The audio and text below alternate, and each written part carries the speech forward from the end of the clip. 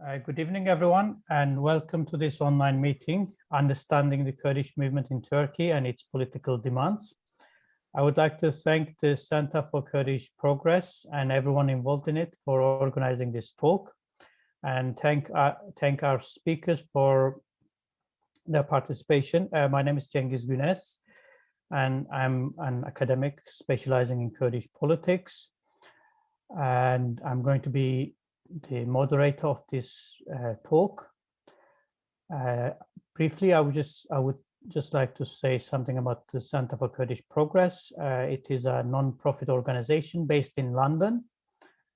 It is an independent and non-partisan organization inaugurated in June 2014, and it provides expert opinions and debates focusing on the issue of Kurdistan and Kurdish people in the UK, as well as internationally. As a policy forum, Kurdish Progress organizes speaker series, panel discussions, and social events in order to progress this position of the Kurdish people in the UK and to offer space for debating Kurdistan's position in the world. Collaboration with the British Parliament, local and international think tanks, and academic institutions frames its core principles of action. Today's talk will focus on the Kurdish movement in Turkey, and we will discuss two recently published books on the Kurdish movement. Our first speaker will be Frederike Geerdink, who will discuss her book, This Fire Never Dies, 1 Year with the PKK, published by Leftward Books in February 2021. The book is an account of her year spent with the Kurdish political and guerrilla group, the PKK, the Kurdistan Workers Party. Our second speaker is Dr. Hanifi Baris, who will present his book, The Kurdish Model of Political Community, a Vision of National Liberation Defiant of the Nation State, published by Lexington Books in January 2021, which is based on his PhD dissertation. Each of our speakers will have roughly 20 minutes. Then we will answer questions from the audience. So please write your questions on the chat, and please be as precise as possible with your questions, and we will try to go through all of them. Kurdish Progress will also take a picture of the Zoom meeting, and please turn your cameras on if you want to appear on the picture, and turn it off if you don't. Now I'm going to briefly introduce the speakers and in their own words. Frederike Geerdink is a journalist from the Netherlands who focuses on power structures and those who want to tear them down. She was based in Turkey between 2006 and 2015, the last couple of years as the only foreign correspondent based in Diyarbakir. She was expelled from Turkey in 2015, after which she decided to join the PKK for a year to write a book about the organization, which was just published in English as This Fire Never Dies. In 2014, she published another book, The Boys Are Dead, which is about the Roboski massacre. She publishes for a wide range of Dutch and English language media and has a weekly column on media news. Frederike is also very active on Twitter and writes a weekly newsletter, Expert Kurdistan, which you can subscribe to follow the political developments taking place in Kurdistan, and to also support her independent journalism covering Kurdish politics. Our second speaker is Dr. Hanifi Baris, who studied law for his undergraduate degree at Başkent University in Ankara and sociology for his graduate degree in Songkong-hu University, and I hope I say that correctly, in Seoul, South Korea. He studied constitutional law and political theory as a postgraduate scholar at the University of Aberdeen in Scotland and obtained his PhD in 2018. He's currently a Leverhulme Early Career Fellow at the University of Aberdeen. Dr. Baris practiced law in Istanbul for about 8 years in total, between 2004 and 2019. with a focus on human rights law. He also worked at the Grand National Assembly of Turkey as a legislative consultant for a short period before taking up his current position at Aberdeen University. Dr. Baris has been a member of the board of directors at the prestigious non-governmental organization Toplum ve Hukuk Araştırmaları Vakfı, Foundation for Society and Legal Studies in Istanbul since late 2018. And as I mentioned, he is the author of Kurdish Model of Political Community, Our Vision of National Liberation Defined on Nation State, published by Lexington Books. And he's also authored several other journal articles. Now, Frederike, and we'll talk about her book and highlight how she came to write the book and what the book covers. Frederike, please. Yes, thank you for your introduction. And thank you for logging into the audience. It's nice to have you here. And I always like talking about my book, but I always feel like I first have to explain a little bit why I decided to go on this research for 1 year and write this book. Also, when I was discussing it with friends, they said, you have to explain in the book why you are doing this, because it's very not very obvious thing to do. So maybe it's good to start with that here too. And for me, it was actually a very obvious thing to do. I was, as Cengiz said, expelled from Turkey in 2015 because of my work, and I was living in Diyarbakir at the time. And before I lived and worked in Istanbul between 2006 and 2012, that's when I moved to Istanbul, to Diyarbakir, because I wanted to research the Roboski massacre, what my previous book was about. And of course, that was the time when I moved to Diyarbakir that the state, that I drew the attention of the state, let's put it like that. I wasn't really followed around consciously. I didn't feel observed or obstructed in my work. I could always travel to Roboski without problem. I was always able to pass the checkpoints. But of course, it was a problem for them that when I lived and worked in Diyarbakir, that I could expand my writing because I was the only foreign journalist based there. I no longer only wrote for Dutch media, but I had a column at dken.com.tr, an independent website that had just started at the time. I wrote in English, they translated it to Turkish, so my opinions about the Kurdish issue and the state became wider known, and I started to write for English language media as well. You know, as long as you write in Dutch, it's such a small language, not many people are reading it anyway. But that started to change. So I think that drew their attention as well.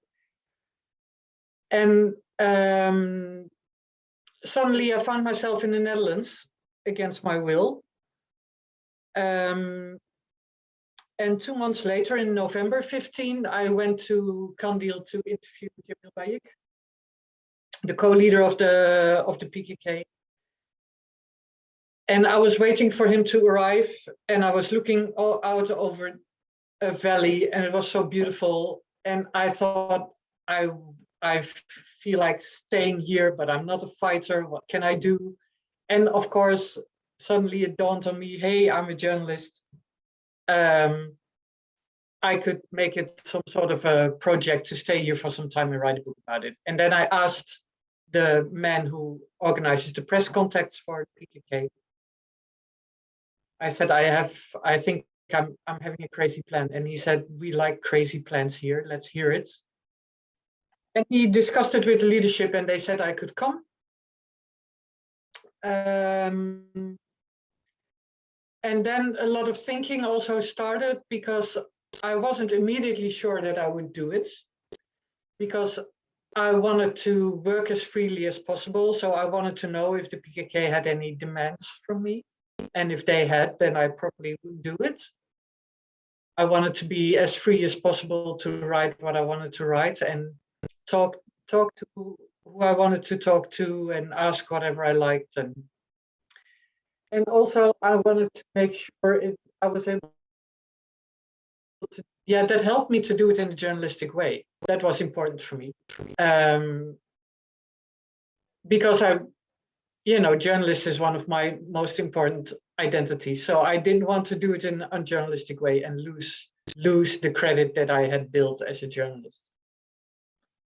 And I talked with a colleague I respect a lot in Holland, and I asked her what she thought about it. And she said it would be more crazy if you would not do this than when you would do it, because it's a very natural way to continue what you've done in Turkey. You try to what I've done in North Kurdistan, so southeast Turkey, is to try to change the perspective. Not only go to Diyarbakir when there's Evros or when there's elections or when there's trouble, but live there and really report from the Kurdish perspective, and not from a journalist in Istanbul who flies in now and then. And also to I would talk to mayors or MPs now and then from HDP or from the Democratic Regions Party, but I would mainly talk to common people. I was traveling all the time to cities and villages and talking to common people about their perspective on life and their dreams and their pains and their vision on what was happening in Turkey and Kurdistan. And I had interviewed the PKK leadership for several times. And then you sort of get to know their answers to your questions beforehand a little bit. It's not that much surprising anymore to talk to them, because you sort of know what they're going to say.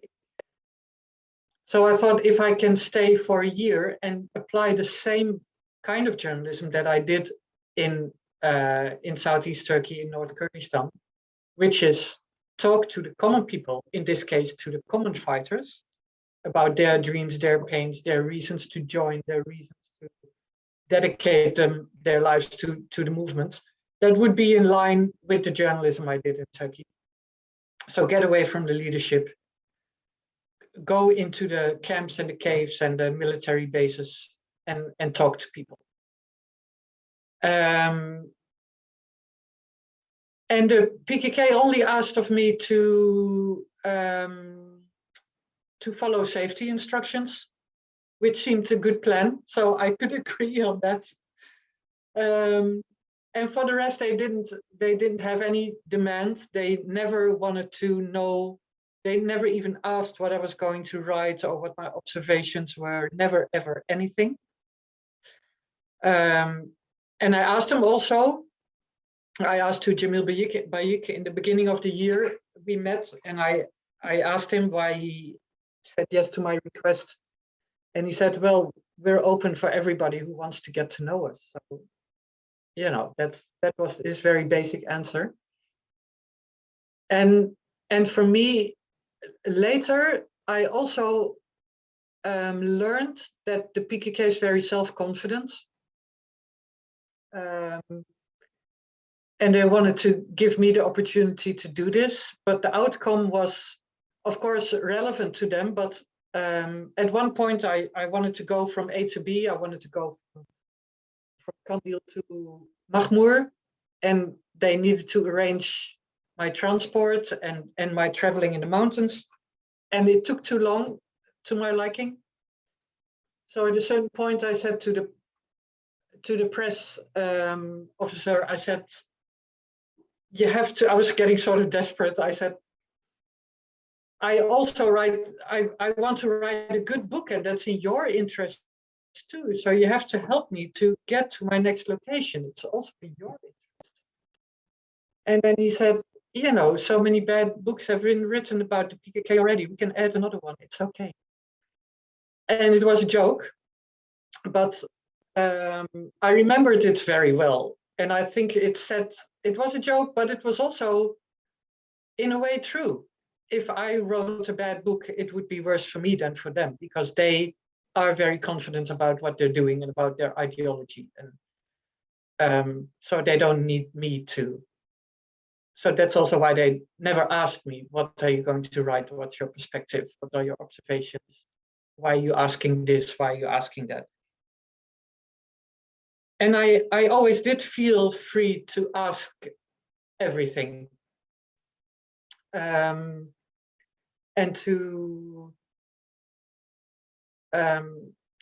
see why people join. I've also not shied away from complicated subjects. One of the things is underage members, and I ran into them a lot, but maybe sometimes 16, or more often 17, or just turned 18, 19. Or people who were in their 30s now and a few decades ago joined as very young people, 14, 15 years old. That is happening less now, but in the 90s it happened more often. And I try to explain why that is. And it has to do with Kurdistan is not safe anyway. It's like they're going to the mountains and people think like, oh, now they're going to die very soon. Now they're going to have a very dangerous life, but life is dangerous for young people, for anybody in Kurdistan anyway. As a Kurd in Turkey or anywhere, it is dangerous anyway, if you're politically active. Also, if you're not politically active, if you're just, you know, trying to make a living in construction, then your life isn't worth much either in Turkey, of course. And that's often what many Kurds from villages in Kurdistan do when they go to Adana or to Istanbul or one of the cities. And the interesting thing was that when it is sort of, when you join young,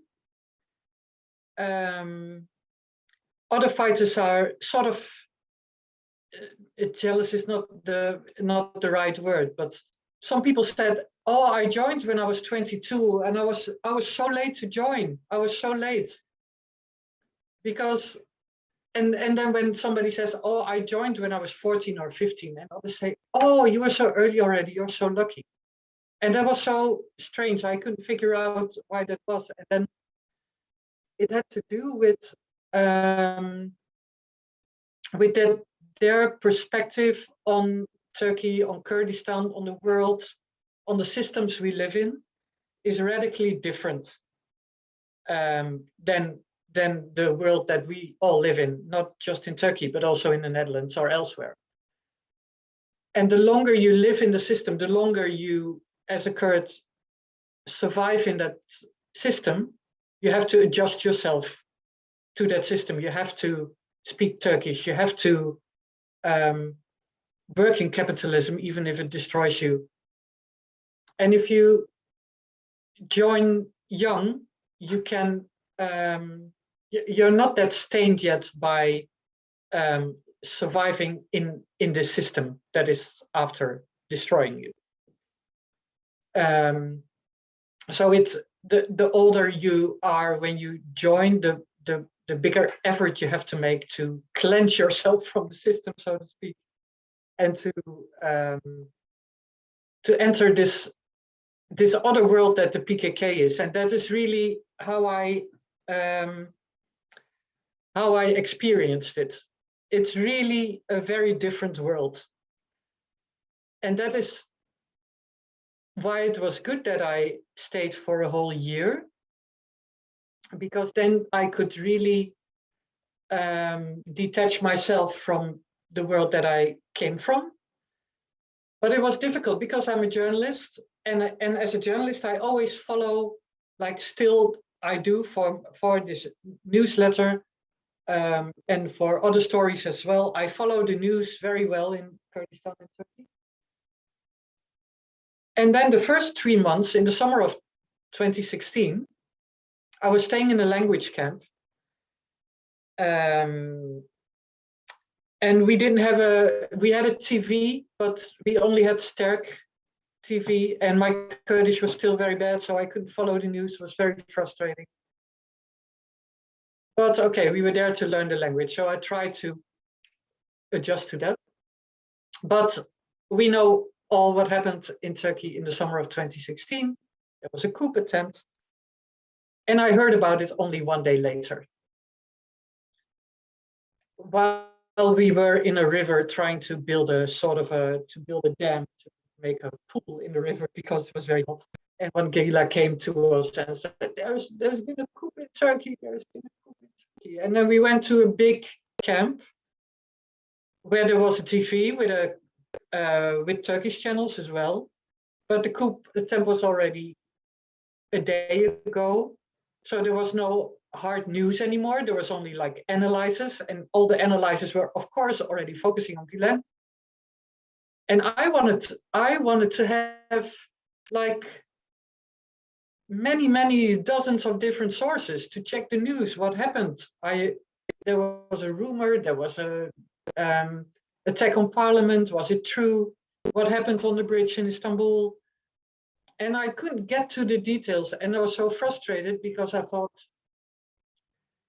I need to write about this. There's a coup happening, and I'm building a dam in a river with these fighters, but I need to write about how they react. But they turned out to be not that interested. One of that was a basic language camp, so they were also translating books there, and there was one guy who was writing books about the history of Kurdish art and culture. And he was just working on his book. And he said, yeah, you know, that's not our task to follow that. I'm concentrating on my work. And I was so frustrated, but then I thought, this is the world that the PKK is living in. They hear the news, unless when you work for the news department, of course, or when you have to make decisions concerning the reaction of guerrillas who are based in Turkey. But when it's not your task to follow the news and to anticipate on that, then it's not so relevant. So I had no choice because my phone was taken away from me. I couldn't go on Twitter. I had to deal with it. And I had to turn that from frustration into seeing that was what it was about. I was in another kind of universe. And that was the same the whole year. And the more you learn about the ideology, that is also radically different than anything we grew up in. We are all very, like, I also felt like, oh, I'm very tainted by the system as well. I mean, you get to think in their vocabulary as well, and to look at yourself through their eyes, which helped that I stayed for a full year, because some guerrillas said this the first time I talked to a journalist from outside, because most of them come for a day and they want to quickly get a quote, and I don't want to participate in that kind of capitalist kind of journalism, but apparently you're staying for a year, so let's talk, and let's talk again next week. So you can take your time, and they can really explain their motivations and their dreams and their goals. And one of the things that in the beginning I thought I was still thinking very much in journalistic genres or forms, like, are there certain questions that I should ask every fighter that I talk to have a red line in my book?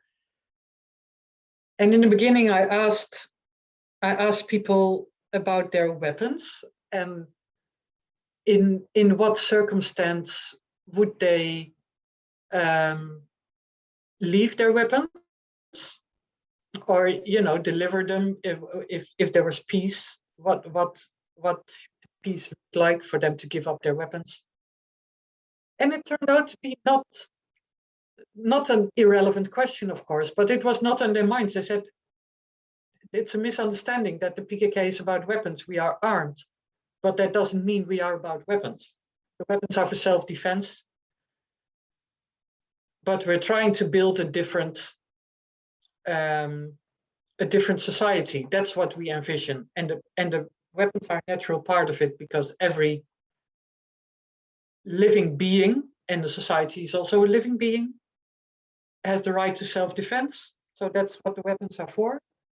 But we're building an alternative here, and that is the way we have to answer the violence of the state. We have to answer with violence if it's necessary. But what we do, that's why they have language courses, for example. We learn our own language, we learn our own culture, we learn our own history. I also followed a history course, and it starts all the way with the Big Bang and the migrations from the first people from Africa to the Middle East. And I thought it probably very much a PKK kind of history, but no, it's like history of humanity. In 2 afternoons. No, it was a longer course, but they made a shorter version. So they're building an alternative in every way, and that was one of the themes I talked about with many fighters, was revenge. And revenge is often also seen as something violent. But their revenge is not, okay, when there's an attack on them, they will attack too, and that's a revenge. But actually, everything they're building is a revenge. If they invest in setting up a different economic system, it's a revenge against capitalism, against what the Kurds and other peoples have to live through in capitalism. They learn their own language because it's been banned all the time and they couldn't learn it in school. So they go to the mountains and they learn it there. So that's why they also say it's good to learn to join young, because then you can grow up and learn more according to who you are, more in line with your Kurdish identity. And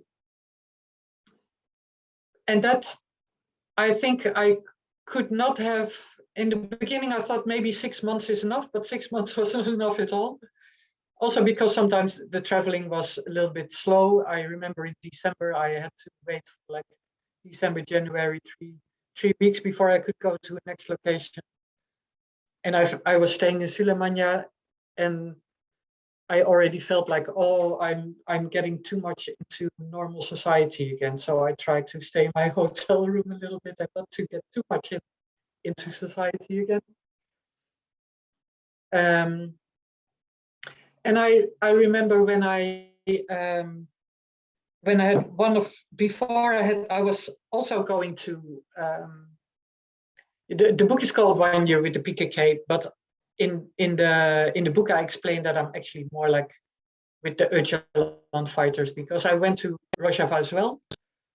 That was funny, by the way. I traveled illegally in the PKK, and I didn't know.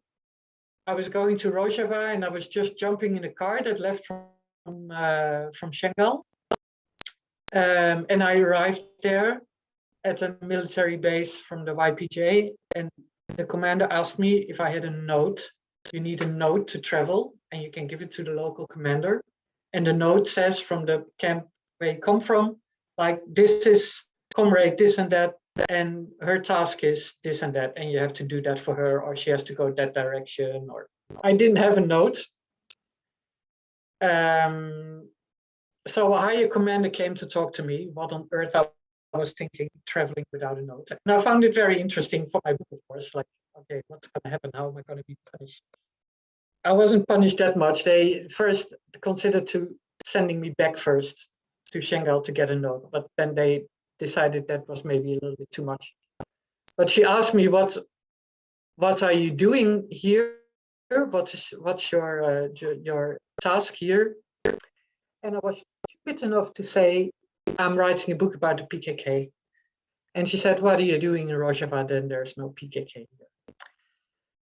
And I already knew at the moment I said it, like, oh, this is a mistake. I cannot say here that I'm writing a book about PKK. So I had to convince her that I knew that there was a difference between the PKK and the YPG and the YPJ. Eventually, they let me. Okay, I got permission to work in Rojava. And before I went back to Bashur, so Kurdistan in Iraq, from where I had to fly back to Holland, I was staying in Kobani, or a small base just outside the city. And it felt like I knew, like, in a week I'll be in Sulemania again, and I'll fly back to Holland, and I can never go back to this world that I've gotten to know now. Like now I'm sort of part of this group, and when I go away, I can never return. Maybe I can go back to a camp, or I can go to the front line if there's fighting against Turkey or against, I don't know, if ISIS is researching. But I can never be in it again as deep as I am now. And so much in this other universe kind of thing. And I was sharing that with the fighters I was with at breakfast. And most of them were rather young, so they were looking at me like, what she's talking about, they didn't really understand. But then the commander, she was a little bit older, in her 30s. And she said, for me, it reminds me of my life before I joined the YPJ. It's also, I know it was me, but it's such a totally different life. I can also never go back to who I was before, because this life has changed me so much in so many ways. People also say that they've been reborn as a fighter, learning many new things. And so she said, in that way, it's a little bit the same, that when you're in Holland, maybe you can't imagine anymore being this deep into PKK, but I cannot imagine anymore, she said, being so deep in my previous life and going to school and living in the system.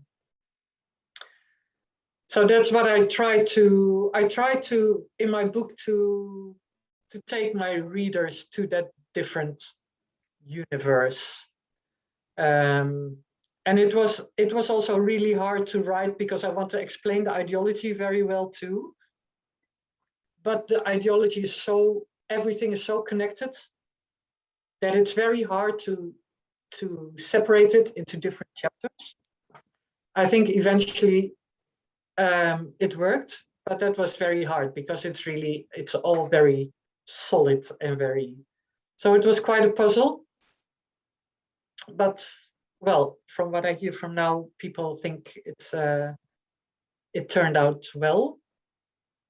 And was published already in 2018 in Dutch. And it was quite a struggle also to get it published in English. It's really hard. But eventually now it's here in English too. I'm very happy with it. Well, if you're going to read it, I hope you like it, and that your eyes also managed to take you to that world. Thank you. Is that enough? Yes, thank you very much, Frederike. And now Hanifi will talk about his book and what it covers and how he explains the ideology and demands of Kurdish movement. Hanifi. Sorry. Thank you very much, Cengiz. Can you hear me? Okay, thank you very much for the introduction, and thank you very much to Frederike for her presentation. Once a researcher, always a researcher. I have been taking notes, of course, listening to very interesting notes from Frederike's book and her trip. So, and very happy to see many friends, many familiar faces. So I will be talking about 20 minutes, hopefully not much longer than that. Okay. My book, as Cengiz has already mentioned, has the title "The Kurdish Model of Political Community," a vision of national liberation defiant of the nation state. So the context, so the book kind of presents a discussion on Kurdish politics and constitution making in Turkey. There was a debate in 2011 about how a new constitution in Turkey should accommodate Kurdish political demands. And the book kind of has several objectives. So one of them is highlighting myths and misunderstandings about the Kurdish politics in Turkey. The other one is examining constitutional drafts of political parties in relation to Kurdish political demands. And the last objective is articulating theoretical implications of the Kurdish model of political community. So with these objectives in mind, I started doing my research, and the main argument of the book comes as apathy towards statehood and anti-stated self-rule has been a salient characteristic of Kurdish politics. So the context was constitution making mentioned. So there has been an eternal question in Turkey. So the question could be most of the time a rhetorical one. So what do the Kurds want? And this question is rarely asked to the proper addressees. So, of course, also depending on who asks the question, it can mean, what else could possibly the Kurds want, or what the hell do the Kurds want? But we know that the Kurdish movement in Turkey, probably apart from the decade between 1980 and 1990, they have been distant, trying to remain distant to nationalism and statehood or state building. And in 2005, they developed a stateless model and declared it. And many studies and polls as well, their accuracy is of course a matter of discussion, but many polls and studies have demonstrated that the majority of Kurds in Turkey would not mobilize for building a nation state. And I think the last book was by Mesutian in 2016, titled Kürtler ne istiyor, also reiterates this. So there is this fact that Kurdish movement, the major Kurdish movement in Turkey, and the majority of Kurds have a negative view of nationalism and nation states. And still, in much literature or commentary, you will see that Kurdish political movement in Turkey is labeled as nationalist. Well, at least at the time of the research, it would be labeled as nationalist, but now people know better and are better informed about their politics, and the goals are used to be presented as state building, although again now people are more familiar with it. So this is the context, and I wanted to contribute to these discussions about constitution making and Kurdish politics, and how the constitution, the framers of the constitution in Turkey should accommodate Kurdish political demands.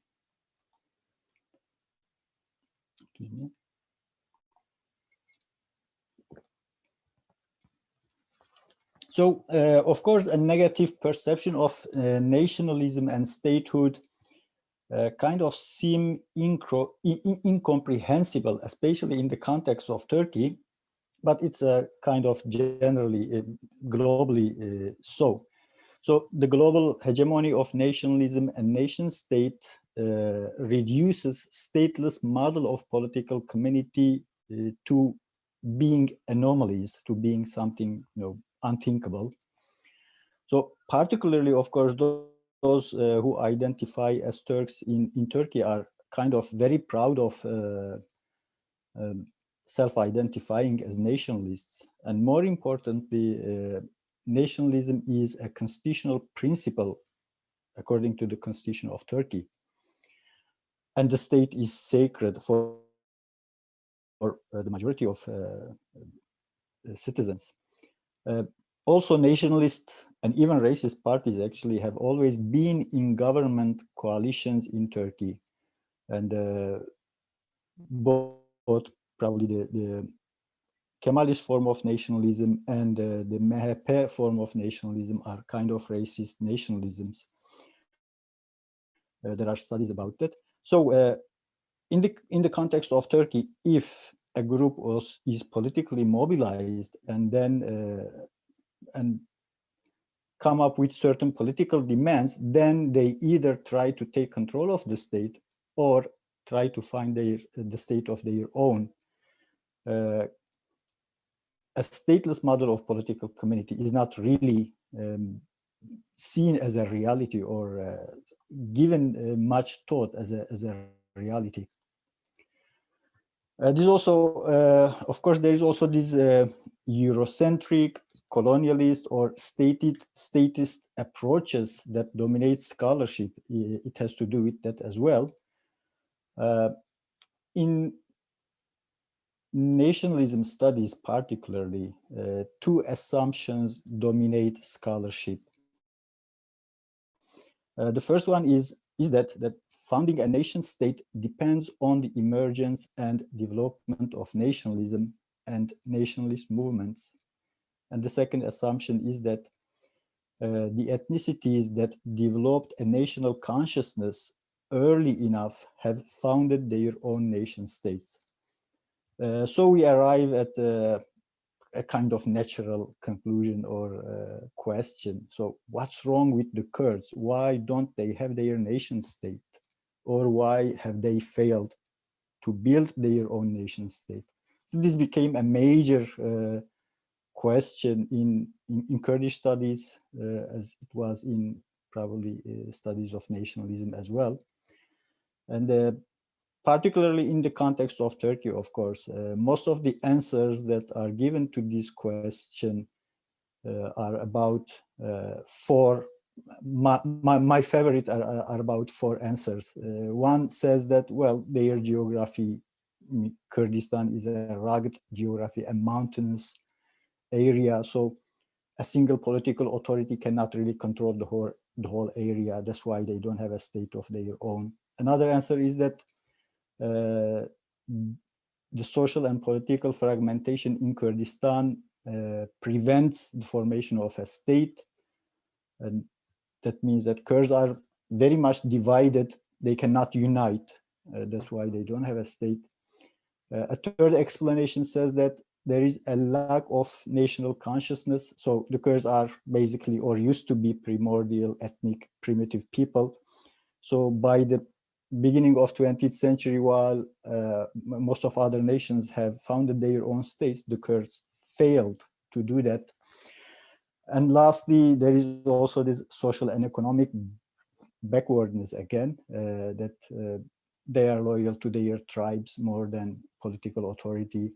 They are poor, and that's why they failed to build their own nation states. So these Eurocentric, colonialist, and statist approaches dominate scholarship about the fact that the Kurds do not have a nation state of their own. So for me, the research and the book as well is about asking a more specific question to a more proper addressee. So if mainstream literature associates statelessness and apathy towards states in Kurdistan with lack or with failure, and if their diagnostic of failure also their diagnostic of failure has been also internalized in Turkey by the majority of people. It also affects us as researchers or as authors or as lawyers. So at the time I started the research, I was working as a lawyer, and I also kind of probably to a certain extent had internalized this understanding. So I said, okay, so there are certain models of minority autonomy, and the Kurds do not have a nation state of their own. What they can do, they can only go for a model of minority autonomy, and this model of minority autonomy will be then the model they should pursue. My initial question when I started the research was about which model of liberal multiculturalism or minority autonomy would suit the Kurdish political demands best. And particularly Will Kimdika has done research and has written extensively about liberal multiculturalism. There are 9 models of them, and probably those familiar with the government in 1990s, we remember that once Tansu Çiller, the prime minister of the time, I think it was 1994, mentioned that there is the Basque model. We can solve the Kurdish question or the Kurdish issue by the Basque model, and then she was kind of disciplined by the army later on. But that was the main, when I started the research, that was the main background in Turkey. So the Kurds have failed to build their own nation state. So they have missed the bus, they missed the opportunity. And for the time being, what they can do, they can demand to be accommodated as a political community in accordance with a model of liberal multiculturalism. But as I started the research and went a little bit into deep, I realized that my question was also not an accurate one and was not really addressed to the right addressee. So I modified my question, and finally I came up with the main question that is now asked by within the book, as in the book, and I try to answer. So the question is, what does the Kurdish liberation movement in Turkey tries to accomplish or tries to establish? This is the main question I ask in the book, and I try to answer. I start with dwelling on certain myths and misunderstandings about Kurdish politics before answering that central question.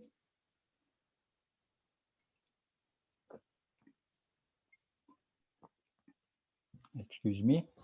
So one of the myths and misunderstandings, one of them is about the incorporation of Kurdistan into the Ottoman Empire. So basically the distinction is not made very clearly.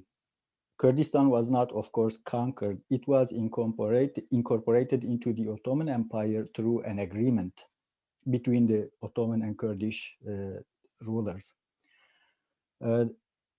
What naturally follows is that, of course, Ottoman Empire was a polity home to many political communities with varying degrees of autonomy. And even Kurdistan was home to several autonomous political communities and tribal confederations.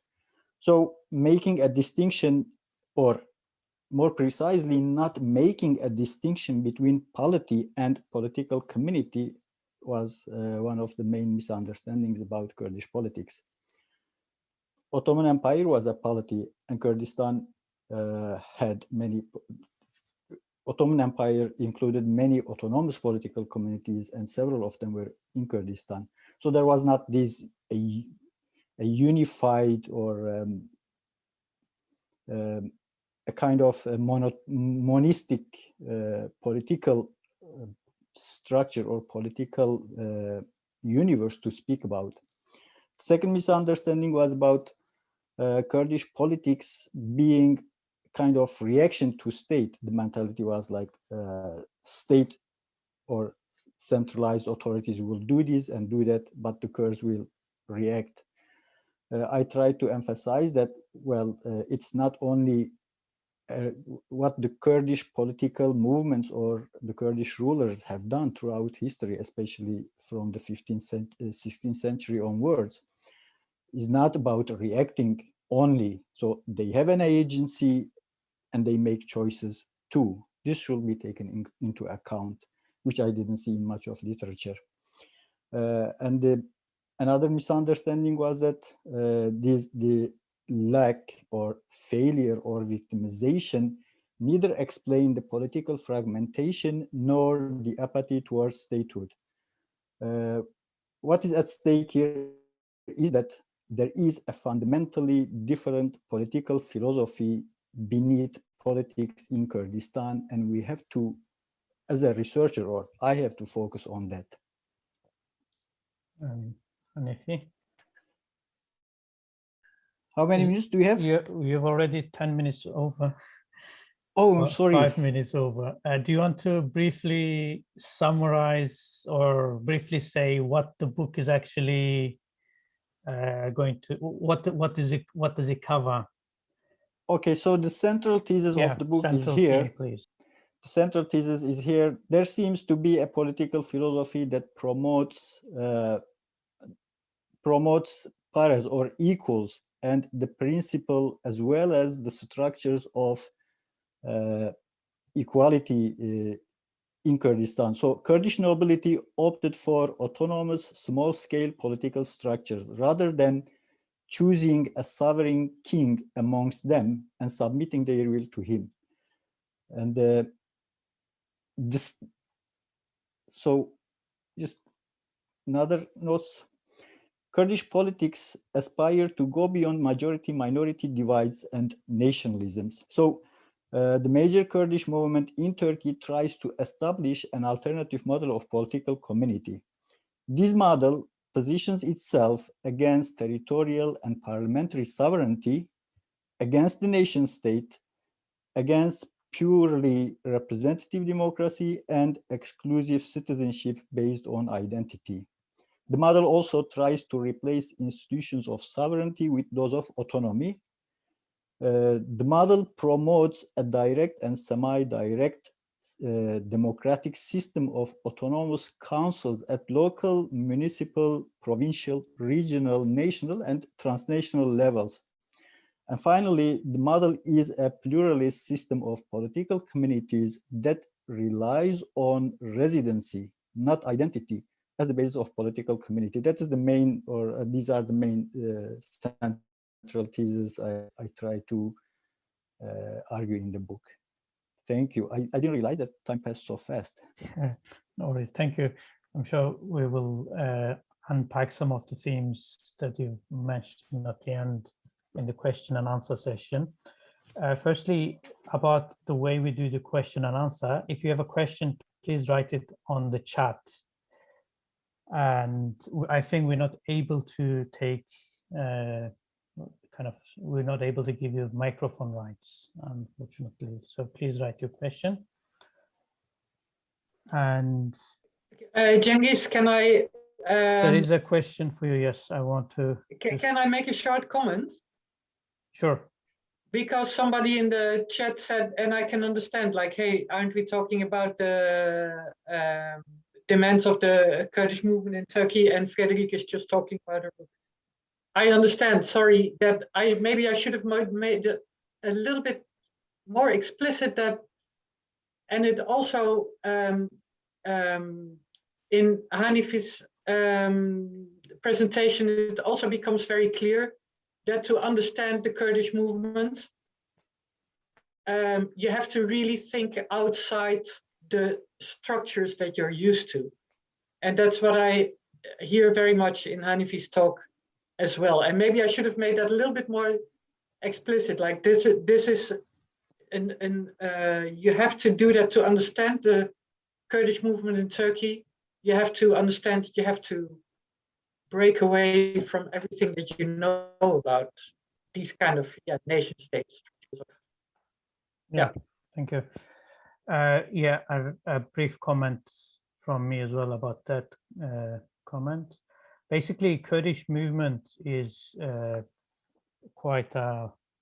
is made up of various different organizations, and the main one of which is the PKK. And what Frederike's book does, and does it well, is kind of tell the story from their perspective, how they have become part of it, why they remain part of it, and what is it that drives them, if you like. So in a way, it is very much relevant to the Kurdish movement. And there's another question for you, Frederike, about your first book, and it's from Aslı Kaya, and the book has been translated into Turkish. The boys of that book has been translated in Turkish, and Aslı wonders if there have been any reactions from Turkey, especially from non-academic people, and did she face any issues once the book was published in Turkish? What has been the kind of main reaction to the book? It was published in Turkish I think after I was kicked out of Turkey, yes. Or no, like a few months before that. Well, I got reactions from Kurds that they liked it, and that it explained the Kurdish question in Turkey well, because I went to Roboski a few days after the massacre happened, which happened late December 2011. Maybe not everybody knows. And as I investigated this as a journalist, I found out that if I explained what happened there at the border, it was at the Turkish-Iraqi border, then I would be able to explain the whole Kurdish issue in Turkey. So that's what the book does. But well, I didn't get reactions from people at universities or whatever. From common Kurds, I get reactions, but not from let alone from any people in any other parties than HDP. So I wonder, it is not widely read among academics or politicians, I think, but I'm not sure about that, where the readership exactly is in Turkey. Thank you. A question for Hanifi from Jean Bajalan. And it says, to what extent is the rise of a post-national and decentralized mode of political thought in the Kurdish movement in Turkey a response to the failure of nation-state-style nationalism and the fact that the Kurds have enjoyed the most political success on the local government level? So in a way, the Kurds, the PKK in particular, was a pan-Kurdish nationalist or national liberation movement. And their goal was to create a Kurdish state. And then they realized that that cannot happen, or it's very difficult. So let's find another method. And in Iraqi Kurdistan, they had autonomy, and similar cases like the Kurds have been resolved through autonomy. And did that kind of came into thinking? Thank you. Thank you, Jean. Yes, I think there is two questions here. One is the failure of nationalism, old-style nationalism, and the other is their success in local government. Probably Jean refers to the context of Turkey, right? As far as I understood. So I think it's very much related to the first part of question. Yes, it's in the book as well. I refer to Öcalan just before he was captured in 1999. When he went to Europe, he said, we became a party in Ankara. We became an army in in the Middle East, and we will become a in Europe once we move to Europe. So until 1998, 1999, there was this idea of a Kurdish nation state, or Kurdish nationalism was still alive and kicking. And the failure of it, I think, starting from 1993, 1992 onwards, it became clear that it would be very difficult to, of course, found a Kurdish nation state. And the failure, I think, to a great extent. So you are asking to what extent? Well, not possible to know the extent, but I think to a great extent is the acknowledgement that, okay, you are defeated in that quest for a nation state, or you are not successful. People will put it differently depending on who looks at it. I think Jos Jongerden has written an article about that where he specifically refers to that. So, but this defeat, of course, did not bring the end to the movement or to the search. So, as Öcalan always says, truth is about search. So even searching for is about searching. So if you are unsuccessful, or if you fail in a certain cause, then you will keep searching. You will come up with certain with something else to renew yourself, to rise from your ashes. So it is very, I think, influential in that sense.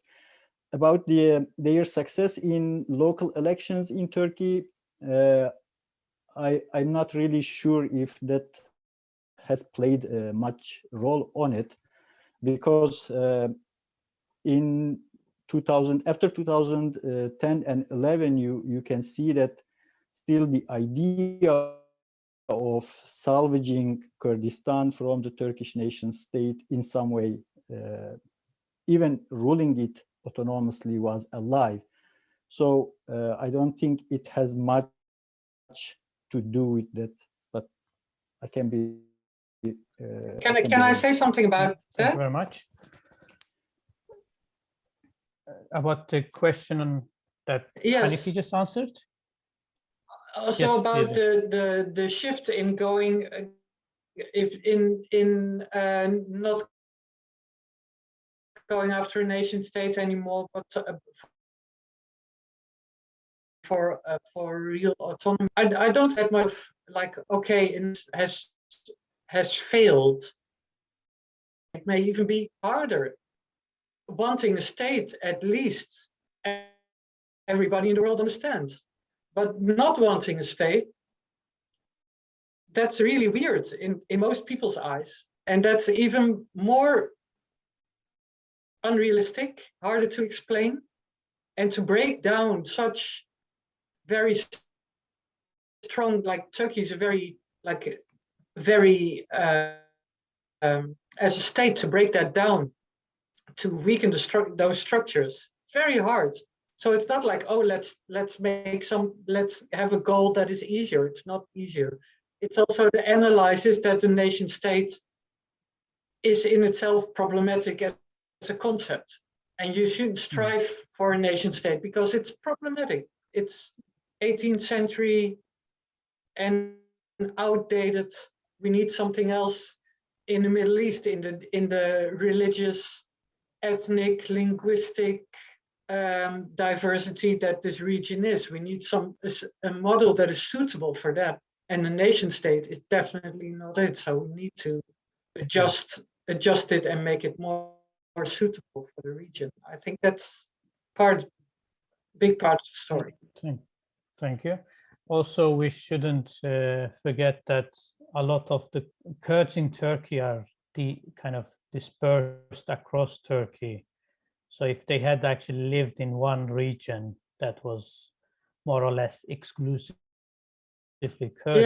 Yeah. They also say like we're co-owners of the country. That would have. So that would have been that had so the structural features have had an impact in that sense too. But you're right. There's a huge ideological drive behind it to undo the harmful sort of practices of nation states. There's another question for Frederike about why she chose the Kurds, but I think Frederike has already answered that she was working in Diyarbakir and she was very much involved in it. So I'm going to skip that question. There's a question to Hanifi from Wendy Hemmeling, and she wonders if you can say anything about how widely supported these ideas about political communities are. Should we see it as something that is like social, cultural, political Kurdish heritage, or is it an ideology that has been mainly developed by the Öcalan and the PKK and spread from there among certain parts of the population? And so can we talk about these ideas having a kind of historical context, or are they completely new? Go on, Hanifi. Well, as I try to discuss in the book as well, it's neither of them and both of them, because there has been historically a kind of apathy, a kind of strangeness, a kind of apathy towards the state and an estrangement to the state. So the state has always been, the idea of the state, if not political institutions, have always been distant in Kurdistan. The state is even in the vernacular or in the Kurdish literature is a faraway entity, an intruder, to be precise in that sense. And this, of course, having apathy towards state also prevents the formation of state in Kurdistan as well, as I also try to dwell on in second chapter of the book. So this has a ground in social in social structure or in social fabric in Kurdistan. And this is obviously for the Kurdish political movements a good ground for coming up with this stateless model of political community or autonomy without state or self-rule without state.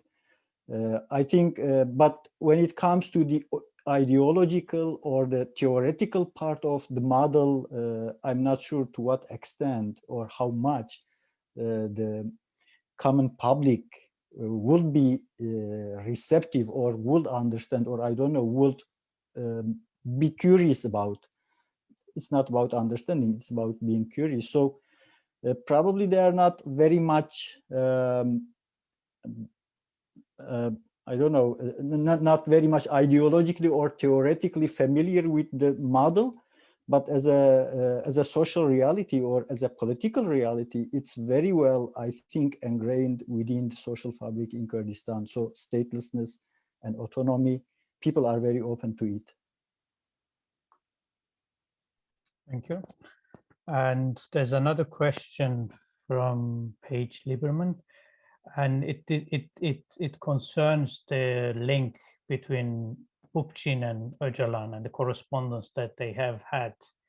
And in certain circles in the West, there is a kind of a very simplified account of how Öcalan developed this democratic confederalism idea, and one of which says that somehow Öcalan read Bookchin and everything changed for him from then on.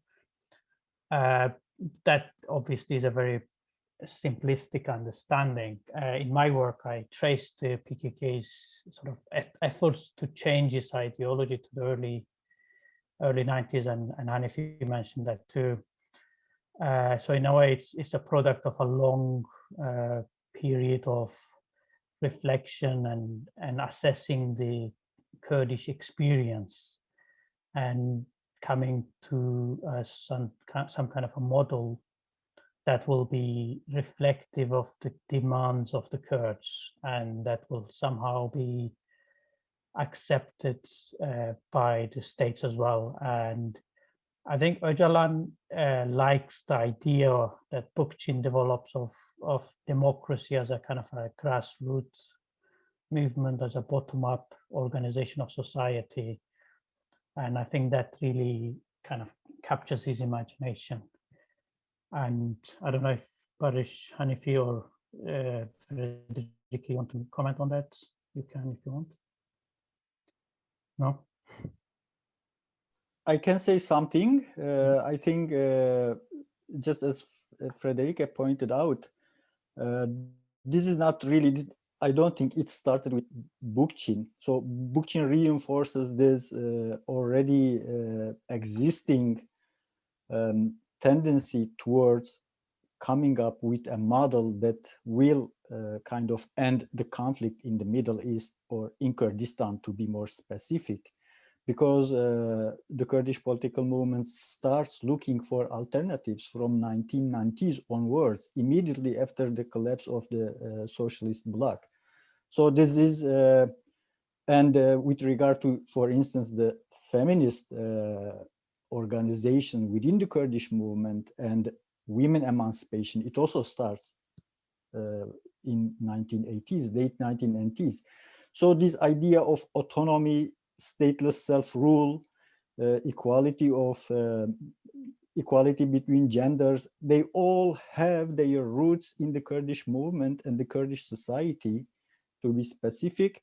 But when Öcalan is captured and he starts focusing more on the theory, and ecology also comes in, I think he found Bookchin very close to his heart and to what he learned when he was in Kurdistan. I was doing interviews lately, and during the interviews, the issue of Öcalan being in Kurdistan, speaking to people, to villagers, to elders, and the idea of autonomy, council democracy, direct democracy, actually kind of occurring to him during these encounters, during his contact with communities in Kurdistan, is a very much effect. So probably as theoretical framework, Bookchin was very well suited to what Öcalan had already taught all along. So it is close to his heart and close to his experience, and he goes for the model. Yeah, thank you. And there is a question comparing the model that the PKK advocates with the one that is being practiced in the Kurdistan region of Iraq. And it says that the model that the Kurdistan region practices is a better one because it has led to the creation of a constitutional and legal entity. Any comments on that?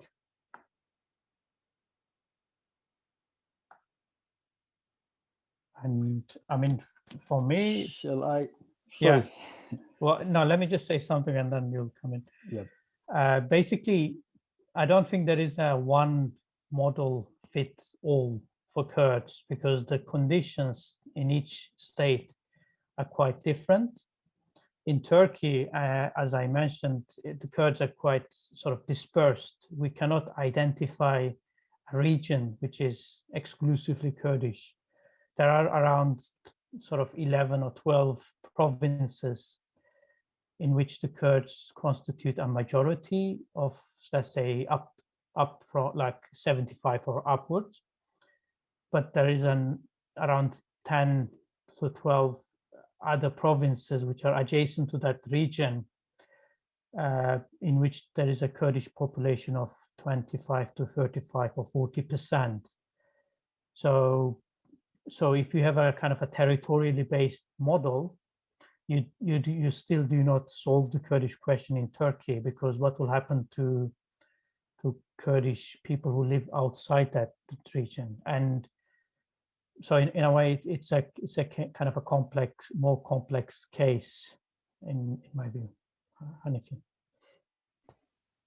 Well, just basically what you said. So every context creates its own political movements, creates its own model. And I don't think we can say based on the success of a particular model in obtaining certain rights or privileges for the Kurds that it is a good or better model for all of the Kurds.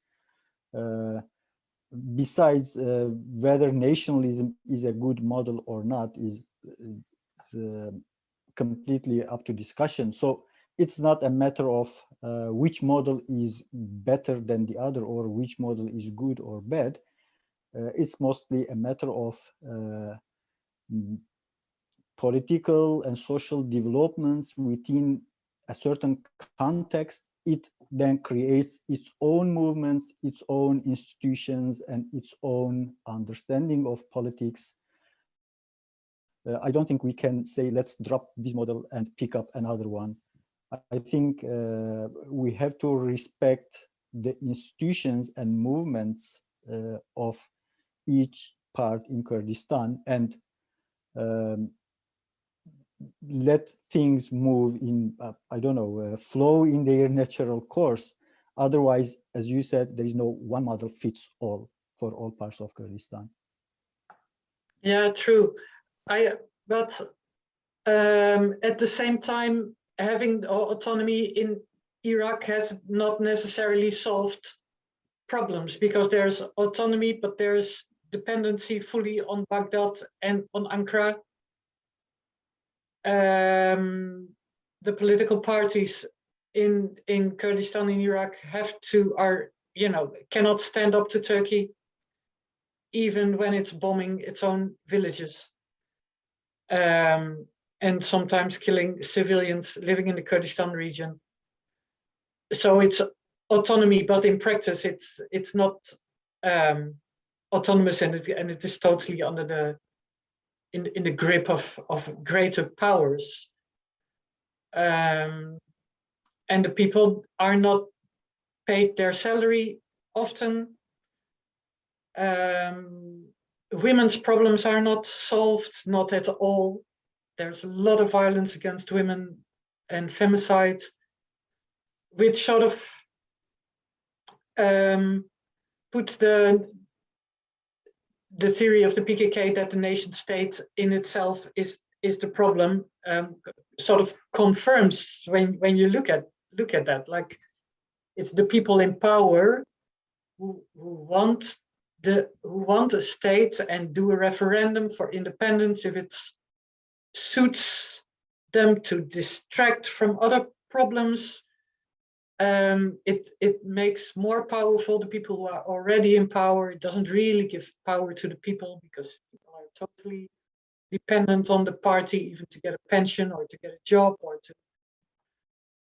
So that's also a perspective. Thank you. Can I add a few words? I totally agree with Frederike. So if we are, of course, comparing the model of nationalism with the model of democratic confederalism, personally, for me, the model of democratic confederalism wins. There is no discussion about that. But if we are talking about, of course, and when we look at the future of Kurdistan, the future of the world, the future of global politics, I think the model of democratic confederalism is a much, much better choice than the model of nationalism. That's also obvious. I didn't really feel the necessity to emphasize that. But when it comes to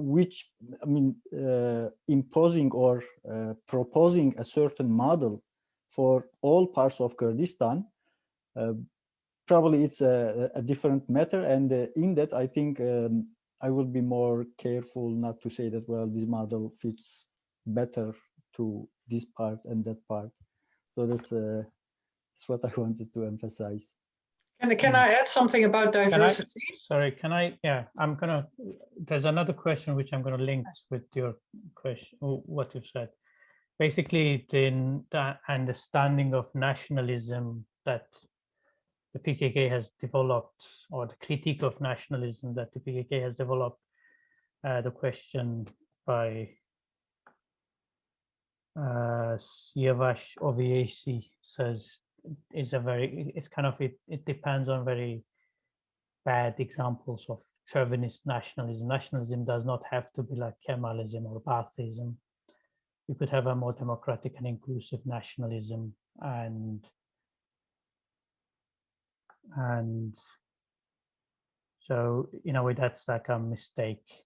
And to say that nationalism has failed, Kurdish nationalism has failed in Iraqi Kurdistan is in a way, it's not because of nationalism, but because of the particular context. I'm not sure if I agree, and it is connected to what I wanted to say about diversity.